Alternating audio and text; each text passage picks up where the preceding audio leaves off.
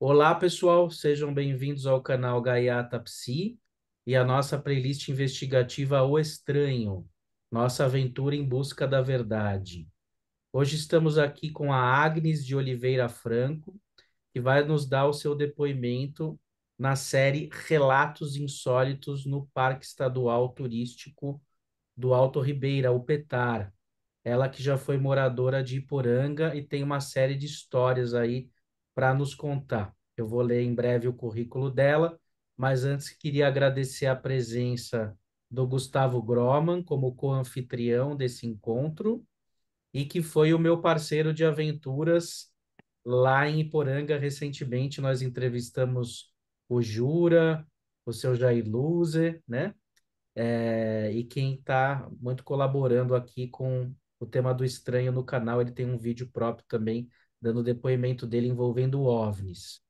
Então, eu sou Daniel Hammerhäusmann, psicólogo anomalístico e psicanalista, e é com muito prazer agora que eu vou ler o mini currículo da Agnes Franco, que também é ufóloga, né? Ela é jornalista especializada em políticas públicas, mestre em globalização e políticas trabalhistas pela Universidade de Kassel, Alemanha, e doutoranda em ciências ambientais na Universidade de São Paulo. Trabalha há mais de 20 anos com o meio ambiente e atualmente é pesquisadora na área de desinformação e estudos sobre negacionismo climático, que também é uma pauta que geralmente tem a ver aí com pessoas que falam com aliens, né? Uma constante preocupação sobre o futuro ecológico do planeta. Então, sem mais delongas, quero dar as boas-vindas para a Agnes, e a gente vai mantendo um diálogo aí, ela vai contar um tanto do percurso dela. Agnes, a palavra está com você. Obrigado pela presença. Imagina, obrigada a vocês, gente. Obrigada, Daniel, Gustavo. Assisti o que vocês subiram já de Poranga. É muito legal perceber que as pessoas estão voltando a olhar para lá, né? Assim, que a ufologia está voltando a olhar para lá. Nos anos 90 até o início dos anos 2000, a gente tinha alguns ufólogos que iam para lá com alguma frequência.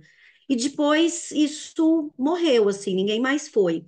E aí eu brinco que eu fico enciumada quando o povo fala de São Tomé, da Serra da Beleza, porque tem o Petar também, né? Que as pessoas falam um pouco.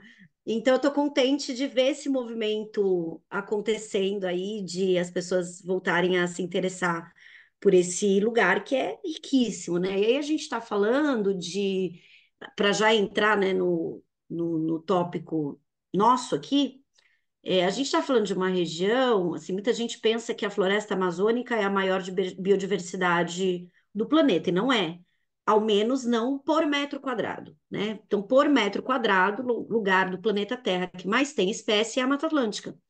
E aquela região, especialmente, é uma região que tem a área de Mata Atlântica mais preservada, né? Então, a gente ainda tem mata primária, bastante mata primária lá, muita água e muitas cavernas. E por que que eu estou falando isso? Porque isso é relevante, né? É muito raro a gente ter uma localidade com grande riqueza espeleológica e não ter fenômeno UFO. É muito difícil, né? Isso vai daqui na França, na Bahia, enfim, qualquer lugar do planeta onde tenha ambientes cavernícolas. E o mesmo se dá com água. A gente observa um padrão nos relatos, lógico, não estou falando de 100% dos relatos, mas tem um padrão e uma proximidade do fenômeno com água, seja água doce ou salgada. Então, dito isso, é, realmente, né? A minha família é de lá, meu avô é nascido lá, minha bisavó, enfim, tenho família de lá, minha personalidade, tudo o que eu sou é muito por conta de lá, né? Até resultados de trabalhar com o meio ambiente, sem sombra de dúvida, é por conta da minha vida lá.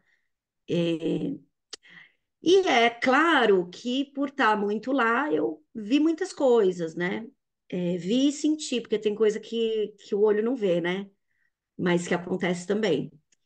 E, e a minha experiência com o fenômeno nunca foi fofa, não, né? Foi muito dolorida, muito difícil, passou a ser mais. tranquilo de lidar sei lá, vamos falar 2018 para cá, que eu passei a lidar de uma forma diferente. Um pouco, eu acho que por levar a terapia a sério, né? Então, hoje eu já faço terapia a sério há uns 6 anos, mais ou menos, então acho que isso ajuda muito, mas também por ter conhecido, ter entrado para a comunidade ufológica, né? Porque eu era muito sozinha nessa minha experiência, eu não tinha com quem trocar, eu não tinha com quem conversar.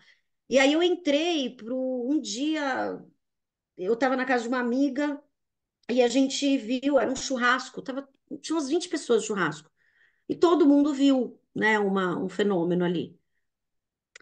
E aí, naquele dia, eu falei: não dá mais, cara. Eu tô com 40 anos de idade quase, sabe? Não dá mais para ser desse jeito. Eu preciso lidar com isso de uma outra forma. E aí, eu encontrei o grupo Ufologia Integral Brasil, que é um grupo muito legal. Assim, eles estudam todas as vertentes, né? Mas tem um lado espiritualista mais forte, eu diria assim, embora tenha todas as vertentes. E aí, por conta do IB, eu passei a conhecer pessoas, enfim. E mesmo o que era uma pesquisa solo, né, passou a ter uma organização um pouquinho melhor, né? Até pouco tempo atrás, quando alguém falava, porque é ufóloga e tal, eu dizia, não, não sou ufóloga. Hoje eu acho que sim, eu sou ufóloga, né? Eu entendo que a ufologia, ela tem, como todas as ciências, diversas vertentes, né? Então, eu sou ufóloga muito mais uma pesquisadora de mesa do que de campo, mas isso não quer dizer que eu não pesquise, né? Então, eu acho que a gente também tem que parar de se desvalorizar, em especial porque tem pouquíssimas mulheres nesse espaço, é um espaço muito difícil para as mulheres, né?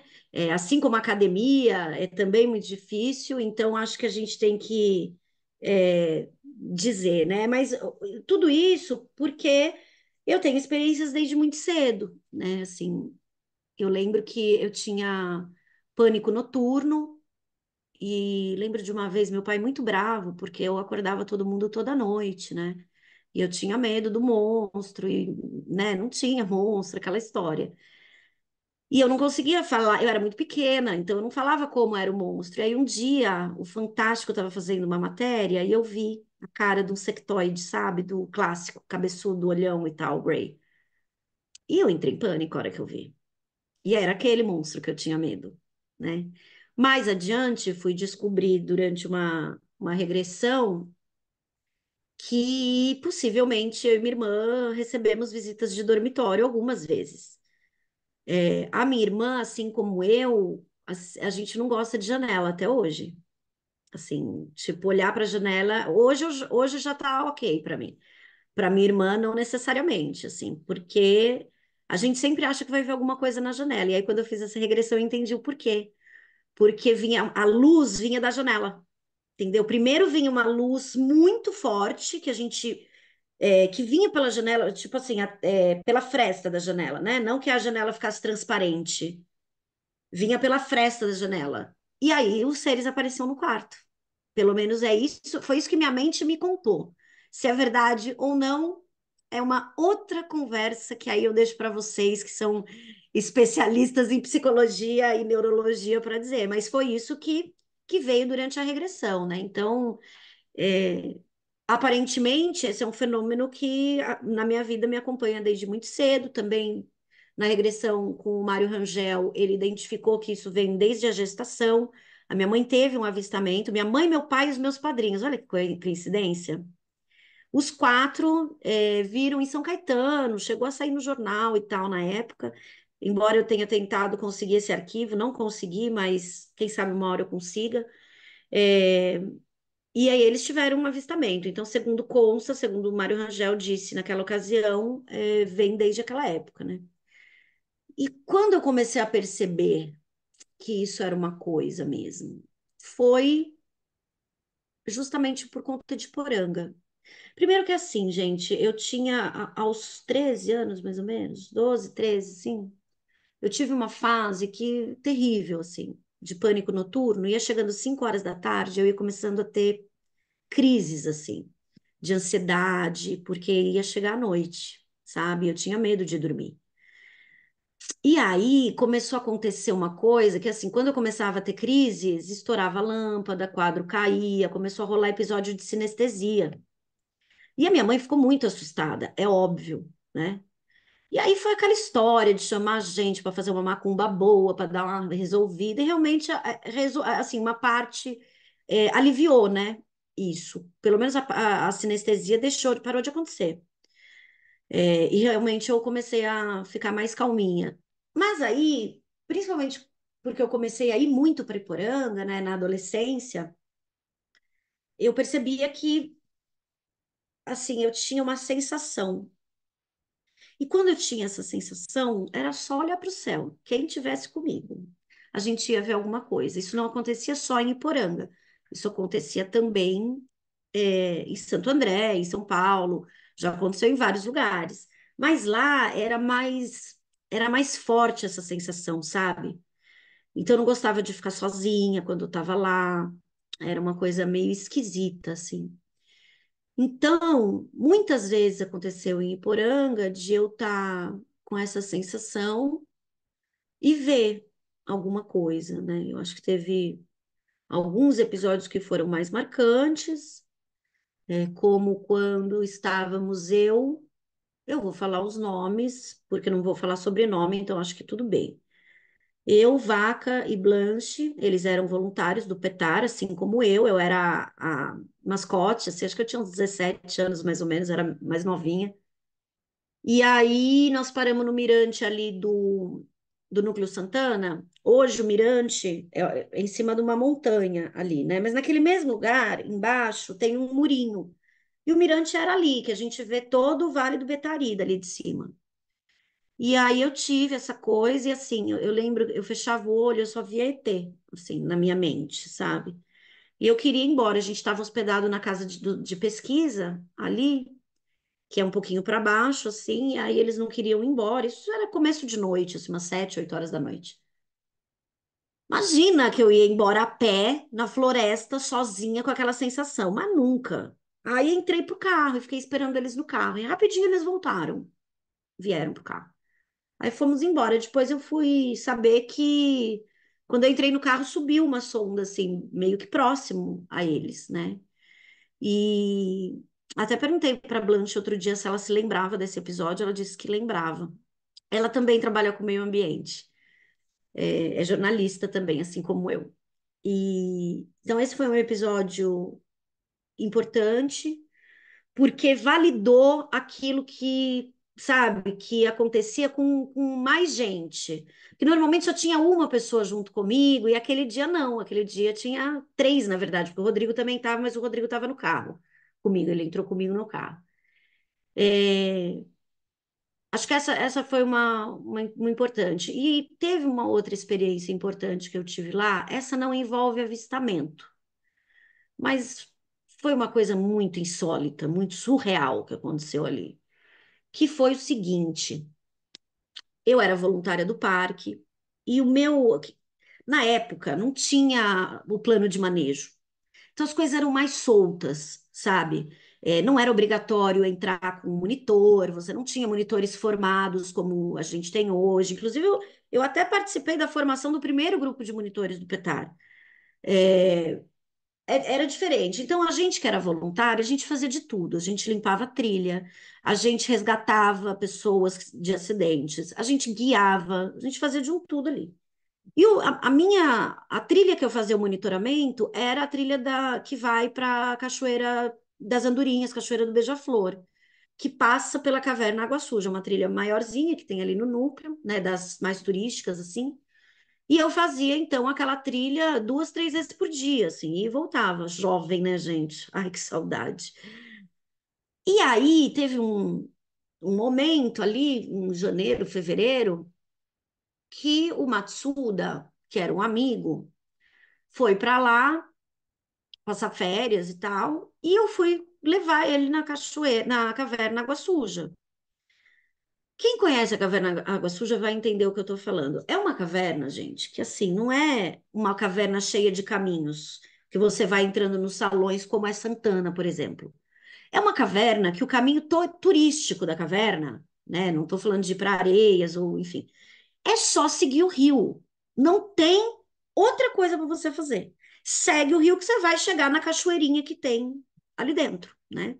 Lembrando, quem está me assistindo, que você hoje em dia só pode fazer isso na companhia de monitores. Na época não era assim. Então fui eu e Matsuda. Eu conhecia, gente, aquela trilha com a palma da minha mão. Eu conhecia aquele trecho da caverna até a cachoeira. Eu podia ir com o olho fechado, que eu ia chegar. De tanto que eu fazia aquilo, pensa, sabe? É muito. Beleza, então vamos.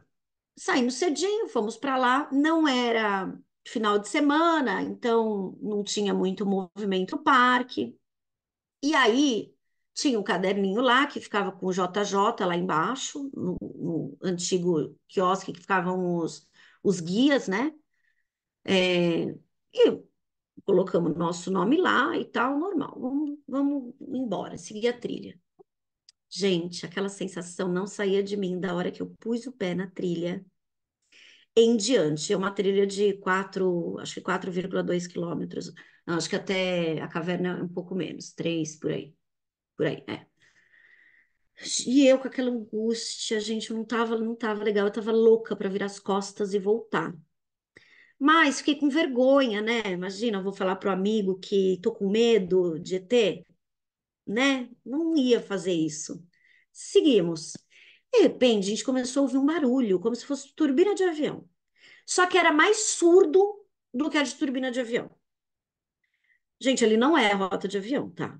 E ainda que fosse, não é o barulho de um avião, ele vem e ele vai, né? Então ele tem uma cadência sonora específica.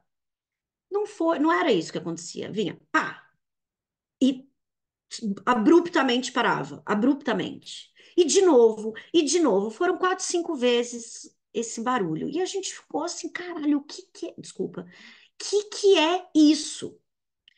Teve uma hora até que eu saí da trilha, assim, eu entrei no rio para ver se de repente a água estava batendo em alguma pedra. Não sei, eu estava tentando achar uma lógica para aquilo, porque realmente não tinha lógica nenhuma.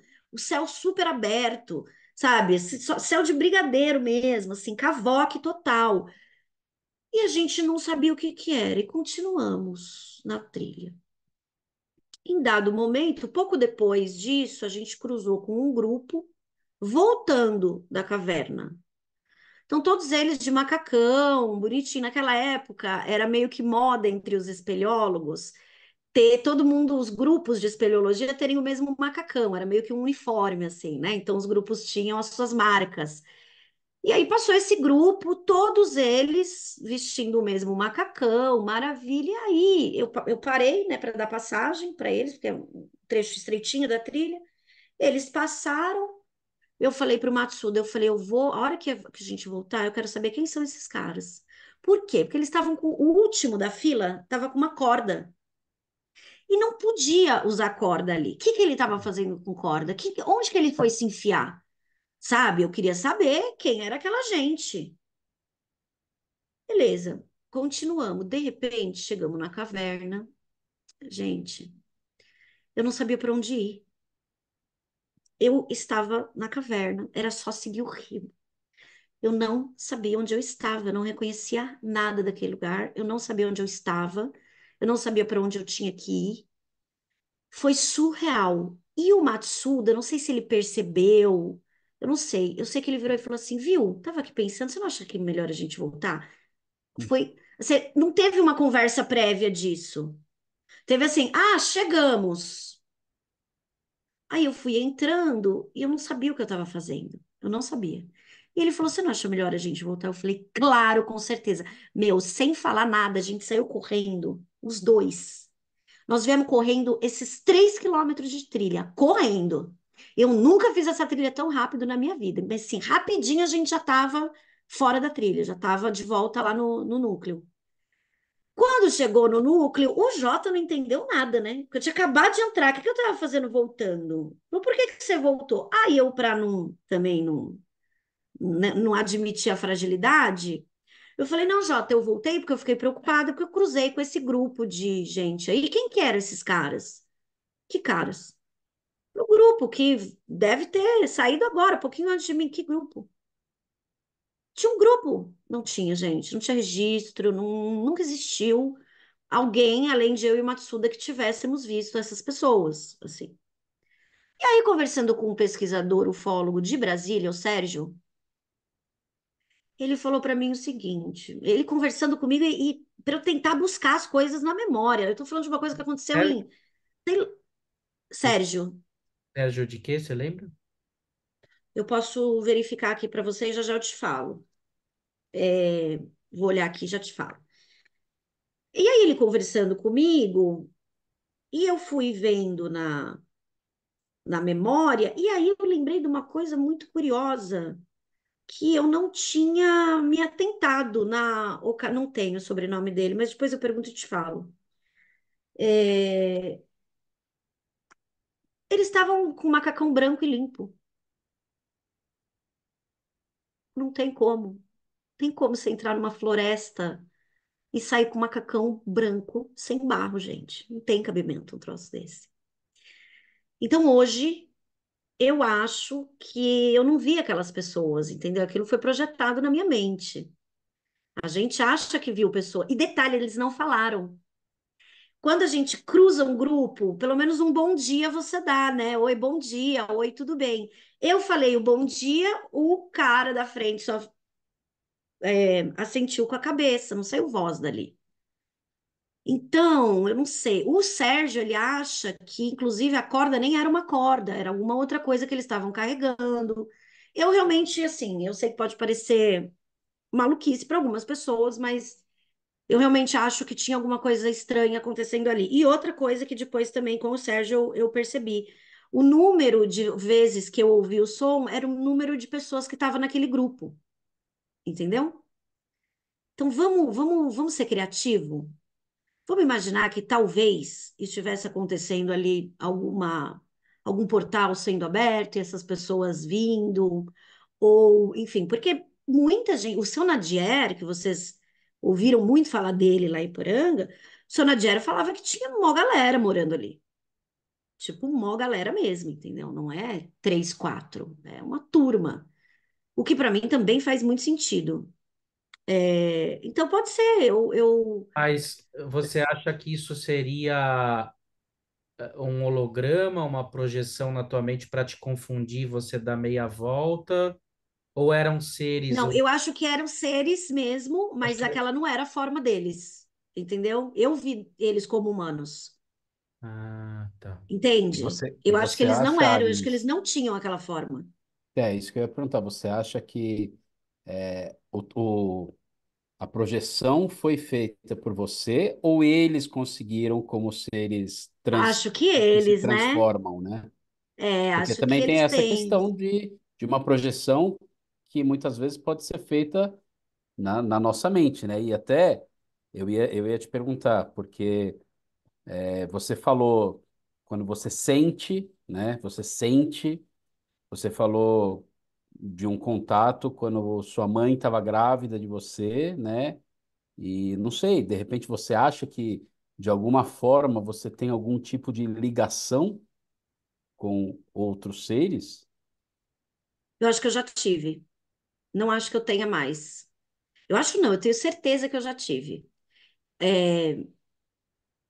O porquê, eu não sei dizer. Mas por que que eu tenho certeza? Porque muitas vezes eu senti isso e vi. Entende? Então, assim, gente, cientificamente falando, a coisa se repetiu muitas vezes. Não é um fenômeno, não é uma coisa que aconteceu isoladamente, um dia por acaso, né? Eu senti aquilo e eu vi. Não, aconteceram dezenas de vezes. E muitas delas com pessoas junto comigo, sabe? Que também viram a mesma coisa que eu vi. Elas não sentem o que eu sentia, mas elas viram a mesma coisa que eu estava vendo. Então, nós estamos falando de um fenômeno que é físico, ele é material, né? Também tem alguma coisa aí dessa percepção, talvez que eu tivesse, né, da presença dessa inteligência ou que também eu não sei o que que é, né? A gente fala que extraterrestre, eu não sei o que é. Posso, não posso ser leviana de falar que é isso ou aquilo. O fato é que eu sentia, eu via, quem tivesse comigo via algo que nós não sabemos explicar o que é. Isso é o que dá para afirmar com certeza, assim. Mas depois que o meu filho nasceu, isso aconteceu poucas vezes. Então, inclusive, o meu filho, eu tenho certeza que ele foi chipado, porque teve uma noite que eu acordei no meio da madrugada com essa sensação de que, né, tava chipado. Não, é só interessante, acho que você falar para o pessoal Explicar. Ah, sim. o que você. Tem uma hipótese, né, que alguns pesquisadores de ufologia levantam, que é de implantes físicos, né? Não estamos falando de nada etéreo, nós estamos falando de implantes físicos que são chips para localização ou mesmo para coleta de dados, né? A gente não sabe para que seria, mas por que que existe essa hipótese? Porque vários desses materiais já foram coletados e estudados, né, por diversos pesquisadores.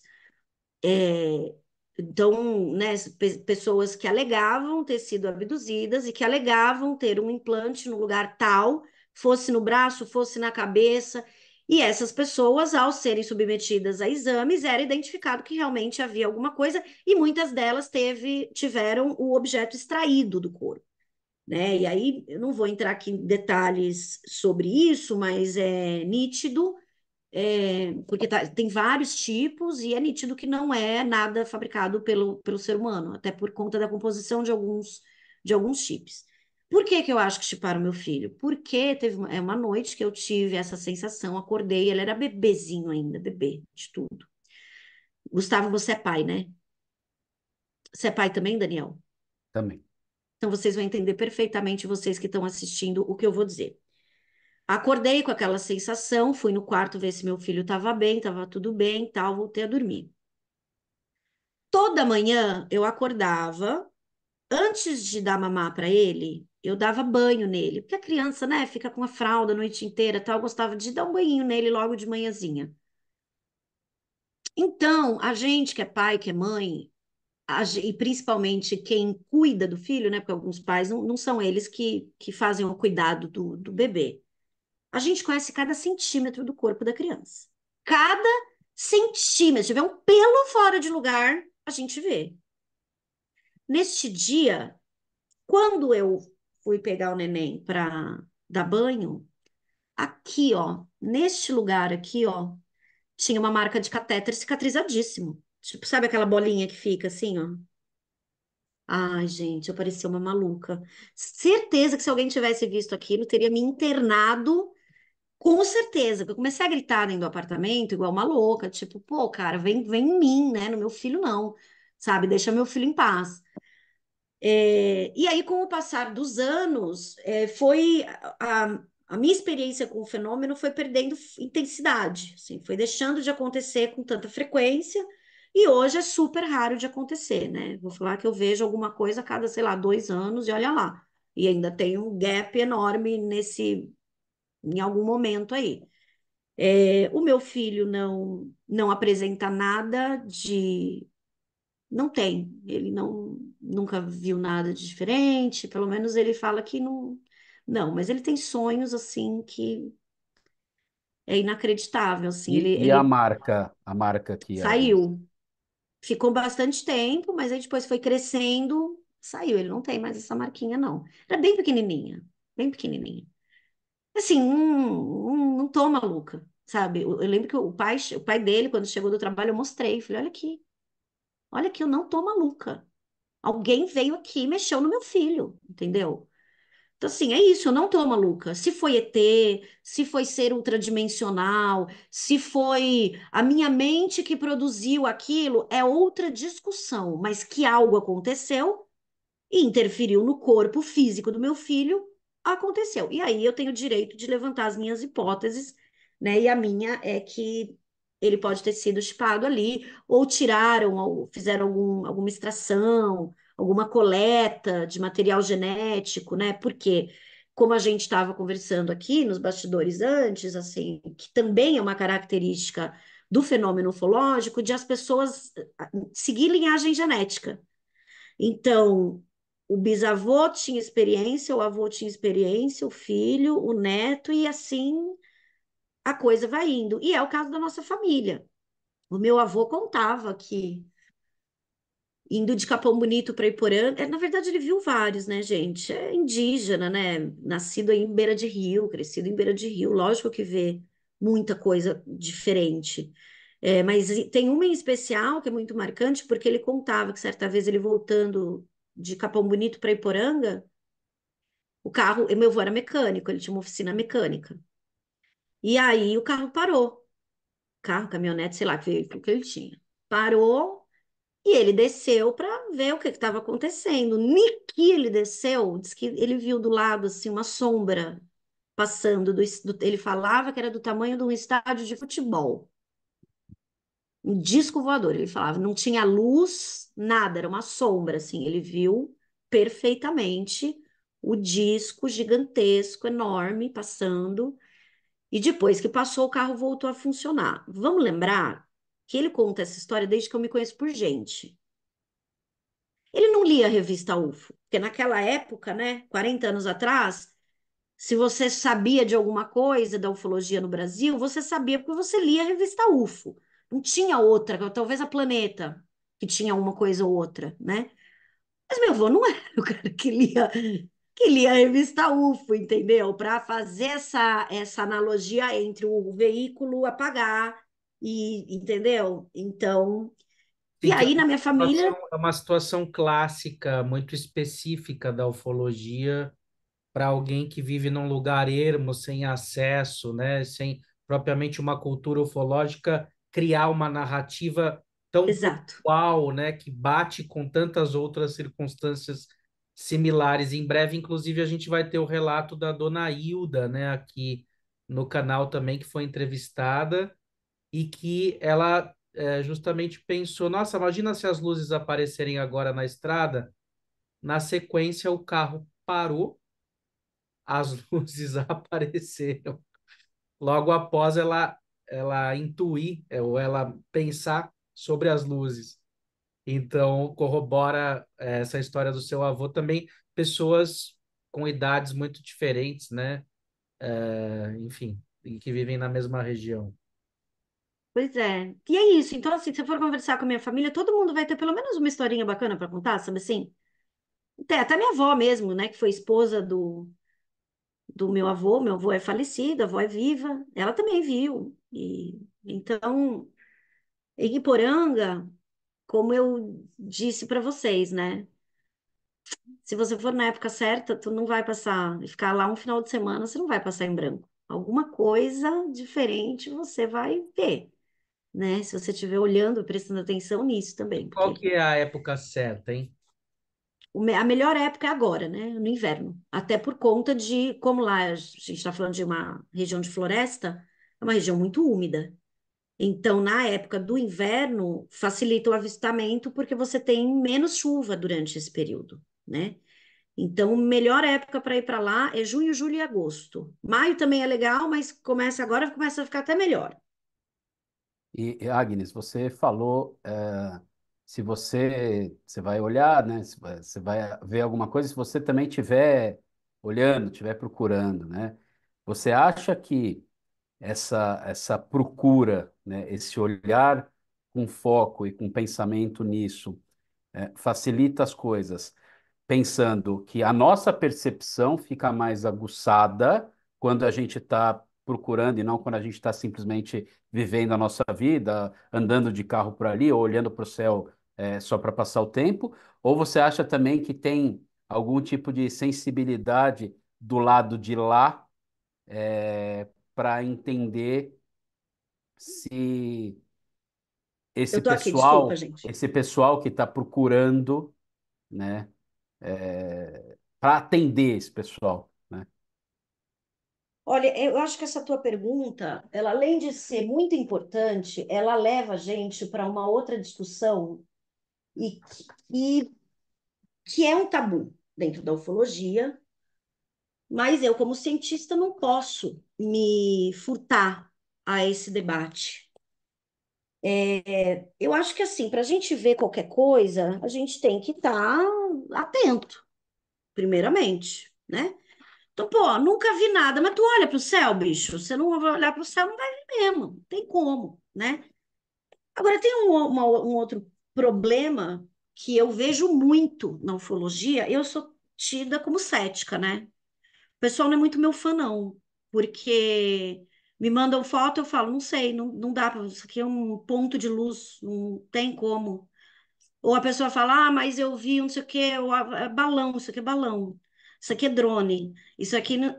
Então, eu acho que tem um grande problema, as pessoas querem tanto ter uma experiência que elas deliram, literalmente, elas querem ter, e aí coisas que não são, elas querem que seja. E se você disser que não é, você é uma cética, você é sabe? As pessoas Uhum. ficam muito bravas, muito bravas. Tem gente que parou de me mandar coisa. Parou, não manda mais. Porque tudo que eu olho, eu falo, não é. Porque, de fato, entre todas as experiências ditas anômalas, quando a gente vai olhar no microscópio isso, pouquíssimas são realmente não explicáveis. A maioria é altamente explicável. Então, se você for conversar com um astrônomo, com um meteorologista, com um geólogo, enfim, os cientistas, né, dessas áreas, eles vão te explicar o que que é aquela coisa que tu viu. Então, eu acho que tem esse lado que é importante, né? Tu tem que estar atento para poder ver, mas ao mesmo tempo, quando a gente procura muito, a nossa mente pode pregar outras peças na gente. Por isso que tudo que eu compartilho das experiências que eu tive, pouca coisa eu tenho certeza. Porque o meu olho, ele não dá para confiar, Sim, entende? A gente é muito limitado. mas por outro lado, também há uma tentativa de passar um pano racionalista para experiências que são efetivamente anômalas, né? Então, por exemplo, tem situações que são absolutamente patéticas, né? Que dezenas de pessoas viram um UFO enorme e aí vem alguém e diz, não, eles confundiram com o planeta Vênus, né? Ou seja, ah, não, isso é fogo-fato, né? Quer dizer, fogo-fato é um fenômeno. Tudo é fogo-fato, né? É mais fácil você ver uma nave-mãe do que um fogo-fato, né? Quem é que já viu um fogo-fato? Então, assim, tem o mesmo, né, no caso das abduções, né? Os críticos, né, por exemplo, dizem, não, eu já sei, eu vou pegar uma área para estudar falsas memórias, né? Por que que eu vou pegar abduzidos? Porque eu sei que é impossível eles terem sido abduzidos. Então, é essas pessoas que eu vou estudar o que é falsa memória, porque eles creem que eles foram abduzidos, mas eu sei que eles não foram. Isso é impossível. Então, isso não é ciência, isso é Não é ciência. uma premissa inversa, né, de que é impossível. Quem estabelece o que é possível e o que não é possível? A gente não pode colocar de antemão o que é possível e o que não é. Tem que ser Totalmente, eu investigado. concordo totalmente com o que você está falando. Eu acho que tem uma coisa, assim, que é a ciência, né? Quando a gente começa filosoficamente a pensar no fazer científico, no que é a ciência, e a gente vai bater lá no iluminismo, quando alguém decide separar a ciência da metafísica, né? Fazer essa separação. Vejam, eu tenho que ter muito cuidado quando eu coloco isso para não parecer que eu quero, que eu acho, por exemplo, aceitável misturar ciência com religião. Eu não acho aceitável. Eu não acho aceitável o que a gente tem visto no Brasil hoje, inclusive, de um fundamentalismo que supera o saber científico. Não acho aceitável. Entretanto, penso que a gente se limitou quando a gente excluiu a metafísica dos processos científicos. Né? Então, quando você vê, por exemplo, as pesquisas, isso pesquisa séria, bem feita, com experiências de quase morte, por exemplo, você tem dados coletados e analisados suficientes para a gente dizer com é que não dá certeza absoluta, a gente nunca tem nada, mas os dados indicam que a inteligência, a consciência, independe do corpo físico. Tudo indica para a gente isso, certo? Ora, se a gente entende que na natureza nada se perde, tudo é reaproveitado, tudo vira outra coisa, não tem esse negócio de nada desaparece. Então, o, o que que acontece com a consciência?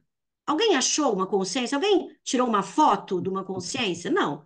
Então, ela existe em outro nível de existência que não o mundo material, certo? Logo, concluo aqui da minha cabeça, vírgula, vozes, mas não, né? A partir das pesquisas, que existem outras dimensões. Por exemplo, a dimensão onde estará a consciência de uma pessoa que perde a sua vida física. Então, se existe uma, pode existir mais. E o que Tem mais que um, existe que eu não sei? tem um filme relativamente antigo, deve ter aí uns 20 anos, sei lá, que aí ele trata no filme como alma, né? Mas que pode ser tratado como, acho que essa consciência. Chama 21 gramas, não sei se vocês assistiram. É um filme que nem sei se foi baseado em fatos, né, reais, mas que ele fala que nos hospitais lá, quando é declarada a morte, estando numa balança precisa, os corpos perdem 21 gramas, Ah, né? eu já ouvi essa conversa, mas isso é verdade, Então, cientificamente? não sei, eu estou lembrando do filme, de uma época que eu ainda nem era tão. É que não é controverso isso. Tá. Eu acho que o que eu queria falar é que eu acho que isso que a Agnes traz da preocupação, né, e que o Dani traz da preocupação também contrária de não ficar nem passando pano e do lado da Agnes, nem se empolgar demais, né? E às vezes se exceder, é o que eu acho que a gente tem que andar num meio termo, né? E eu não sei se a Agnes teve a oportunidade de ver o vídeo que a gente fez, tá aqui no canal já, né? Da nossa viagem para Iporanga, e que foi mais ou menos o que a gente fez, né, Dani? A gente viu, a gente achou sensacional aquilo, mas falou, beleza, muito legal, mas pés no chão. Vamos ver o que que é isso. E a gente foi atrás, né, Dani? É isso, tem que ser desse jeito, porque senão a gente não tem resposta. Mas eu acho que assim, tem uma ala da academia que age com desonestidade intelectual, a gente sabe disso, né? Eu gostaria muito de um dia sentar na mesma mesa que Sérgio Sacani, sabe? Quero ter essa honra. Eu acho ele um cara brilhante, uma inteligência ímpar, mas ao mesmo tempo gostaria de perguntar a ele como é que ele diz com tanta certeza que não existe vida extraterrestre. Ele disse isso algumas vezes categoricamente. Tenho certeza que isso não existe. Então, eu queria entender cientificamente, né? Ele como um cientista de ciências duras ainda, qual é o dado que ele tem para argumentar isso. Então, eu acho que a ciência ela deve servir como um guia para a gente, sabe? Ela nos ajuda a diminuir o erro. Por isso a ciência é tão importante, porque ela diminui a possibilidade de erro das nossas análises e do nosso entendimento do mundo. Mas ela não pode ser um fator limitante. Uhum, Ela não pode, ela não deve ser. A ciência ela tem que servir para trazer explicações para a gente. E ela muito nos serve da forma que é. Mas eu acho que a gente está usando ela pela metade. Eu acho que tem outras ferramentas, e eu acho que a gente como cientista, e ufólogos e, enfim, pesquisadores da paranormalidade, o que quer que seja, nós temos um pouco essa tarefa também de trazer novas propostas metodológicas. Como é que a gente vai fazer essas análises, né? De forma racional, sem, não é o que eu quero, né? Não é nunca é o que eu quero, é o que o dado mostra. Então, como é que a gente vai fazer essa coleta? Como é que a gente vai tratar essas informações? Como? Eu não tenho essa resposta. Mas a gente está atrás, né? Acho que essa conversa aqui, tantas outras que a gente tem com tantas outras pessoas, elas também servem para ajudar a gente a entender é, como é que a ufologia contribui com o aprimoramento científico e vice-versa, como é que a ciência também pode aprimorar a nossa pesquisa dentro da área dos fenômenos anômalos, né? Muito bem, exato. Então, é o espírito aberto, que não é dogmático nem para um lado e nem para o outro, mas é a mente aberta, e a questão epistemológica e ontológica é fundamental para a gente pensar sobre a natureza da realidade, né? E o que você traz sobre a metafísica é muito importante, com lembranças de vidas passadas também, tem milhares de registros, né? De pessoas Sim, que têm acesso a lembranças muito específicas, que elas não teriam acesso, até crianças que tinham detalhes de coisas de uma outra vida, e depois é feita uma pesquisa rigorosa e se confirma que tal pessoa de fato existiu, né? Então, é um justamente. terreno científico muito sério, mas que tem muito estigma atrelado, porque o Zeitgeist, né, quer dizer, o espírito do tempo que a gente vive, é um espírito ateísta, materialista e racionalista, que tem um certo alcance, porém, eu acho que deve ser tratado de uma maneira não toda, né? Isso não pode se tornar um dogma, senão a gente acaba fazendo uma inquisição científica contra modos de pensamento díspares, né? E existem Exato, muitos entusiastas da filosofia da consciência hoje, que entendem que a consciência no universo é primordial, não a matéria, né? Então, tem linhas, por exemplo, na física, física quântica, física digital.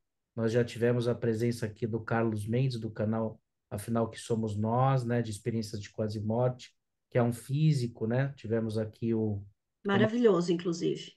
sim, vale a Acho ele o máximo. pena. Tem o Mário Jorge, que é um representante do físico Thomas Campbell, né? Também que usam a perspectiva da física digital, como a realidade sendo um cubo de renderização quântica, né? Digamos assim, uma espécie de matrix, né? De alguma forma.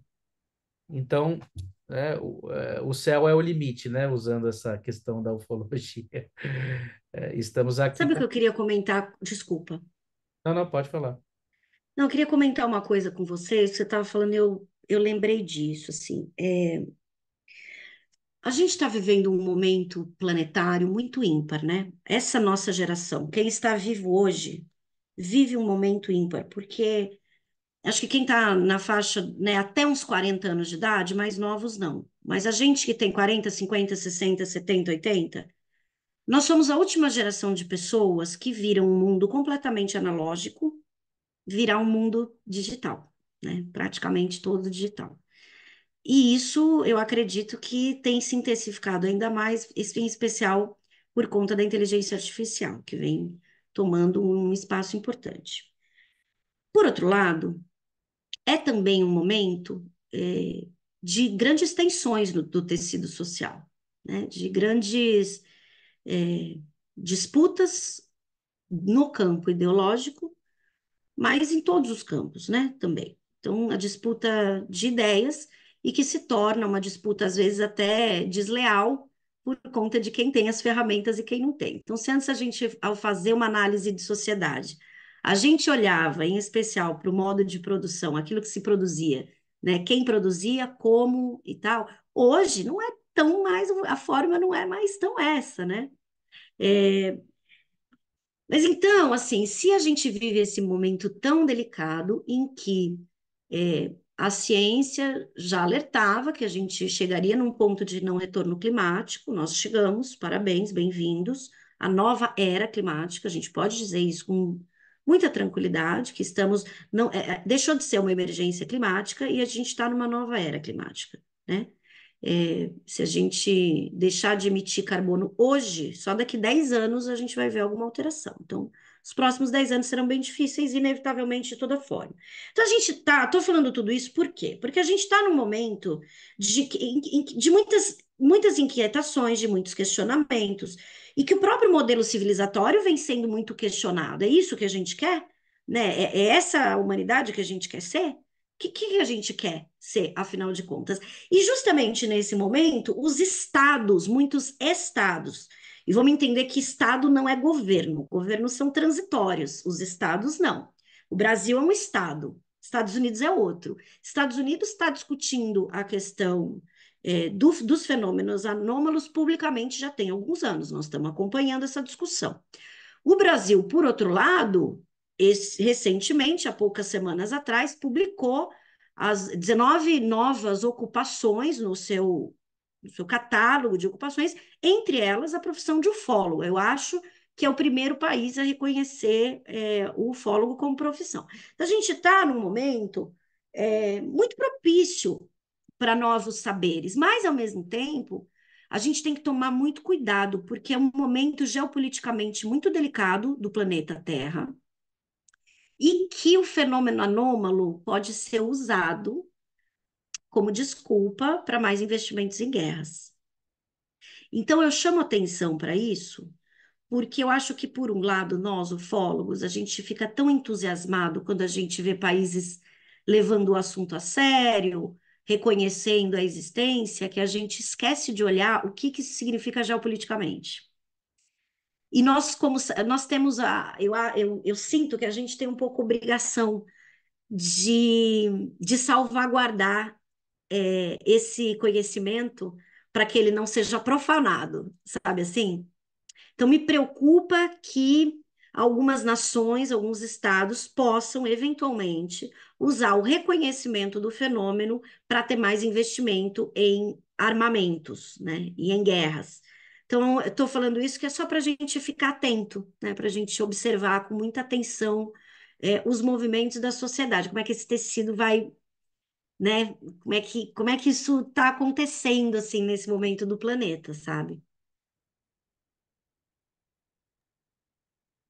Fantástico. Eu acho que é um bom momento da gente ficar por aqui hoje, né? Ficar essa mensagem ético-filosófica, que, aliás, é um conteúdo aí constante das interações entre seres humanos e aliens, né? O futuro do planeta Terra, né? Os aliens se preocupam aí, geralmente, nas narrativas, né, que as pessoas trazem sobre encontros com aliens, sobre guerras atômicas, destruição, das florestas, poluição dos mares, né? O tal John Mack, né, que é um psiquiatra de Harvard, que defendia o caráter real das abduções alienígenas, foi para o Zimbábue, né, em 94, para investigar o suposto pouso de um UFO na escola Ariel, onde os aliens teriam se comunicado telepaticamente com as crianças, dizendo estarem muito preocupados com o futuro do planeta Terra. E você vê, um psiquiatra de Harvard, e ele disse que a experiência tinha sido real, que não se tratava de uma fraude, de uma fantasia, né? Que as crianças realmente tinham visto, né? Tinha uma narrativa muito sólida compartilhada entre elas, a convicção que aquilo tinha para elas, né? E ele chegou a essa conclusão. Então, enfim, são questões aí para a gente pensar, para quem questiona por que que um canal de psicologia e psicanálise teria o interesse em ufologia, que relação que tem, né? Tem várias pessoas que criticam e que não compreendem essa ponte, né? Mas, na verdade, tem tudo a ver. A psicologia anomalística, a psicologia social, a ecologia, a física, a química, a biologia, a psicanálise, tudo isso faz parte de um plano integral de pessoas no mundo, no universo, que a gente pouco compreende, e o que a gente acha que a gente compreende talvez até esteja errado. Então, então a gente precisa dialogar com tudo. Ali onde há experiência, onde há material humano, precisa ser compreendido e que saia elucidado, na melhor das hipóteses, né? Senão a gente precisa, pelo menos de uma maneira franca, né? Falando em Agnes de Oliveira Franco, de uma maneira franca, a gente precisa reconhecer que essas coisas existem, que não dá para tampar o sol com a peneira, né, dizendo que uma nave-mãe é o planeta Vênus, né, invariavelmente, né, então realmente fica aí aberto para a gente pensar em mais encontros, então, né. Ou então que o hospital lá de Varginha foi interditado porque um anão ia parir, né? Uma Pois é, pessoa. exatamente, coisas assim, esdrúxulas. É realmente tratar a gente como se a gente fosse É, muito imbecil, né, cara? Não tem, não é sério, não. exatamente. Bom, Agnes, muito obrigado pela tua presença. Acho que tem muito material ainda para você trazer. Pensa aí, de repente, trazer num segundo encontro sobre as histórias da tua família, né? Em outras coisas. Fiquei muito curioso aí sobre a leitura que você fez do teu filho, né? Enfim, do avistamento dos teus pais. Tem vários aspectos, né, que são interessantes, de repente, você conversar sobre as tuas impressões do seu Nadier também seria uma oportunidade, né, de um segundo encontro. Fica aí para a gente explorar mais, né? Obrigada, obrigada demais pelo convite. Estou super contente que vocês estão indo lá pesquisar. É, outro dia me perguntaram assim para mim: você não está enciumada que agora tem um monte de ufólogo indo para Iporanga? Eu falei, cara, assim, não consigo entender isso. Como assim enciumada, né? E aí, depois pensando, eu falei, realmente, né? A humanidade, assim, a gente tem um ego, né? Não dá para dizer que não tem. E às vezes ele prega a peça, mas não é o caso, assim, muito pelo contrário, eu espero que muitos outros ufólogos estejam lá e estejam pesquisando e descubram coisas, porque quando vocês descobrem, eu aprendo também. E eu acho que essa troca é que faz do aprendizado tão divertido, né? Porque se fosse para estudar sozinha, né, você fica ali, é chato um pouco, não tem com quem trocar. Então eu agradeço demais a boa vontade aí de vocês de irem para lá e tal, e estou à disposição. Que eu puder colaborar, estou por aqui. Imagina, eu que agradeço e eu penso que o verdadeiro ufólogo é aquele que se vê provisório, né? Porque a partir do momento em que houver um desacobertamento, passa a ser exopolítica, né? Então, a ufologia, ela é uma pré-ciência, uma paraciência aí, provisória, né? Ela é um campo de estudo do insólito, do estranho, do extraordinário, uma vez que aquilo passa a ser conhecido, é integrado na ciência maior e não é mais algo que está à margem, né? Então, a nossa atuação, ela é necessariamente provisória, e quanto mais pessoas estiverem dentro dela, mais distante de ufólogos estaremos e mais próximos estaremos da exopolítica, assim eu penso. Então, que venham mais pessoas investigar as luzes de Poranga e além, né? Esse é o meu É interesse. isso. Você quer falar alguma coisa, Gu? Não, eu queria dizer que, assim, primeiro, obrigado por ter me convidado para participar desse bate-papo. E como é bom isso, né? Como é bom bate-papos engrandecedores como esse, não só para nós três que participamos aqui diretamente, né? Mas para quem está assistindo agora, já assistiu ou vai assistir esse vídeo, né? E o que eu acho é o seguinte: quanto mais a gente conseguir fazer isso, com conversas, com investigações, indo até lá, trazer esse tema à tona, mais coisa a gente vai descobrir. Eu entendo que a gente está num momento de sociedade onde as pessoas me parece que estão ficando mais prontas para determinados temas. E esse que a gente está trazendo aqui, eu acho que é um desses temas que as pessoas estão mais prontas. Várias vezes, quando a gente começa a falar sobre o tema, a gente começa a descobrir pessoas que a gente não imaginava que tiveram algum tipo de experiência, que têm uma opinião, e que começam a falar sobre isso. Então, acho que quanto mais vezes a gente fizer isso que a gente fez aqui, melhor vai ser. Por isso que o canal ele nunca deixou de lado o espírito psicanalítico. A questão é que a psicanálise aí é uma psicanálise na cultura, ou seja, é você colocar a cultura no divã, é as pessoas terem poder de fala, quebra de estigmas, quebra de preconceitos, né? Para que isso vá se naturalizando. Esse assunto precisa se naturalizar. E aí você vê que quanto mais livre é o assunto, mais se fala e mais se descobre que o seu vizinho, que você achou que era um cético, ele já viu um disco voador ou foi abduzido. Então, realmente é esse esforço de ultrapassar a fronteira do estranho, da repressão, do recalque e analisar a cultura, né? É uma via de mão dupla. Então me perguntam, Daniel, você agora não tem mais consultório, não tem mais pacientes, você virou um ufólogo, é isso? Você vai viver de quê, né? Enfim.